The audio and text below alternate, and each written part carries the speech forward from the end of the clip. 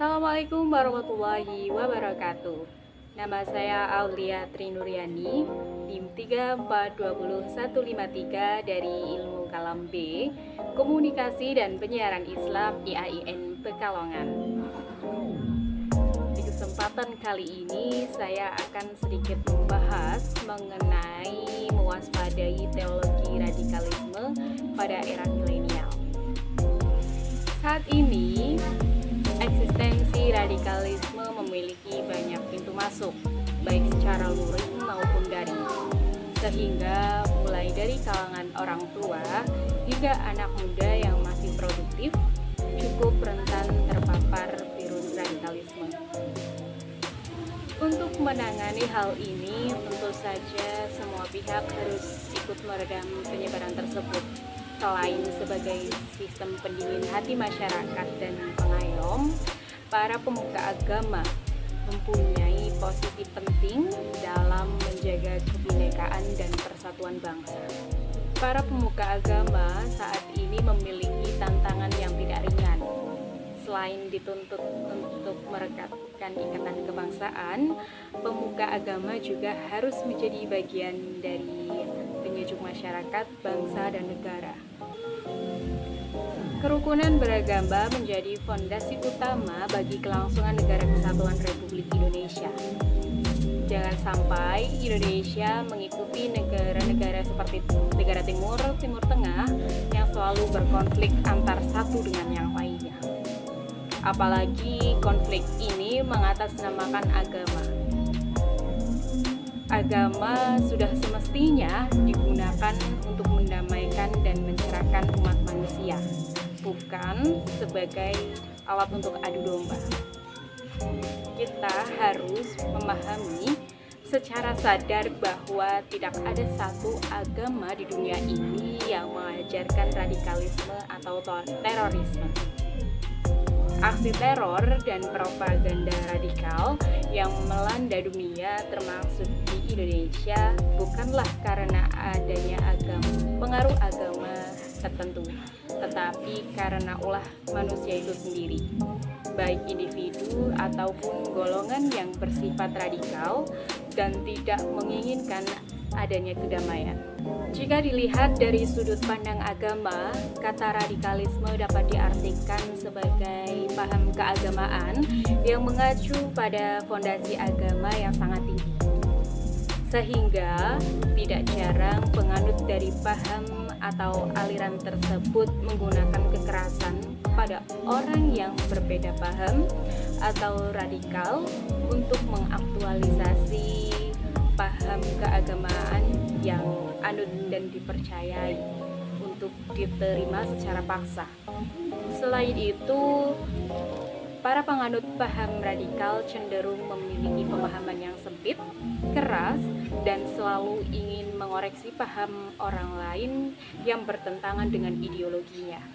Parahnya, mereka secara terang-terangan mengakui dirinya sebagai seseorang yang anti terhadap Pancasila dan tidak ingin negara Indonesia berdiri atas asas Pancasila. Mereka ingin mengubah tatanan negara Indonesia yang Pancasilais menjadi negara khilafah. Mereka pun akan membid'ahkan segala yang sudah menjadi tradisi di Indonesia. Paham yang tidak sesuai dengan Pancasila seperti khilafah merupakan bom waktu yang memungkinkan mereka dapat menggulingkan pemerintahan yang sah.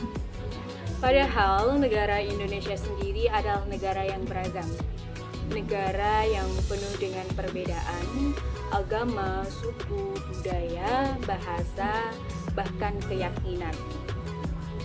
Jika kita menggantikan ideologi bangsa dengan menjadi negara khilafah, maka tidak memungkinkan negara Indonesia ini akan hancur. Indonesia merdeka karena keberagaman. Indonesia juga merdeka bukan karena satu agama, melainkan dari keanekaragaman agama.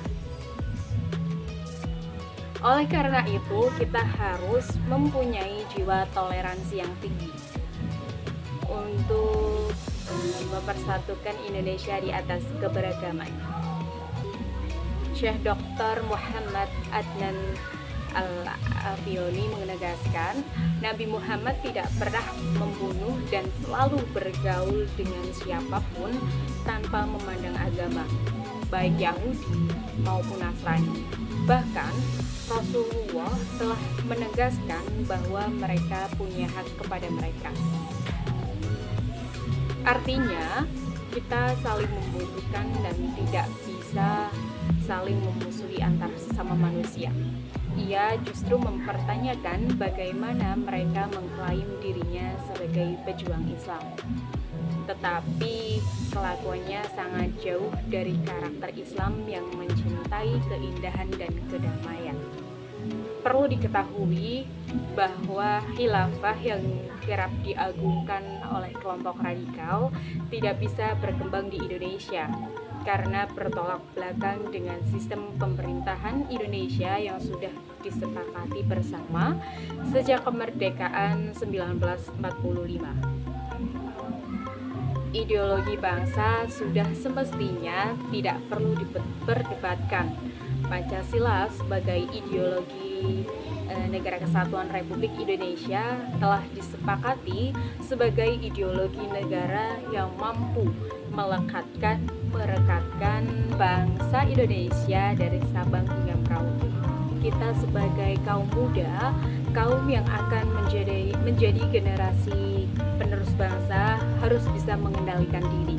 Perbedaan pemahaman di antara kaum beragama tidak membuat kita menjadi terpecah belah.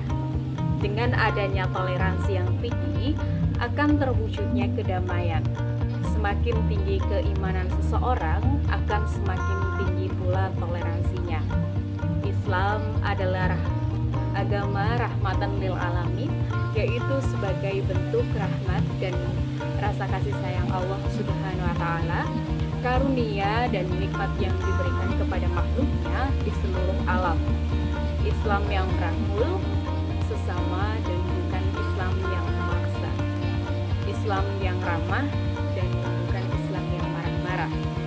Sekian dari saya, kurang lebihnya mohon maaf. Wassalamualaikum warahmatullahi wabarakatuh.